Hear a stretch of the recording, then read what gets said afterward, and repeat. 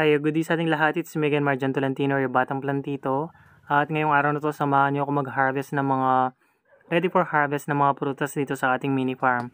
Itong ating langka na from Thailand, dati napakalaki ng mga bunga niya. Pero nung nagpa-pick and pay kami sa mga guests, ay biglang lumiit yung kanyang bunga. Hindi ko alam kung pinaglian ba siya. Pero nakakatuwa kasi napakakit ng bunga niya, napakarami. Parang sinlaki na lang siya ng marang na prutas. Ayan.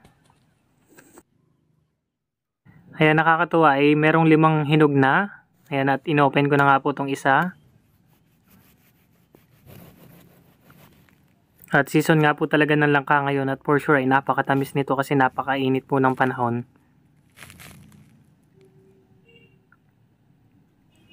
At ayan po siya. Napakatamis po ng kanyang bunga at napakalutong.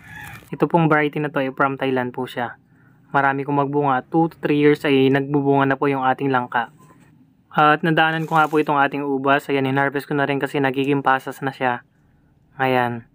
Tapos dito sa kabilang side ay makikita natin yung ating mga guwapol dyan, yung mga Bangkok na bayabas. Ayan sila. Ay binabalot namin talaga para makinis yung kanilang mga bunga. Ayan.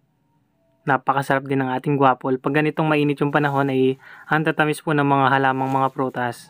Sana makapagtanim din kayo ng ganyan sa inyong mga garden para maka-harvest kayo ng mga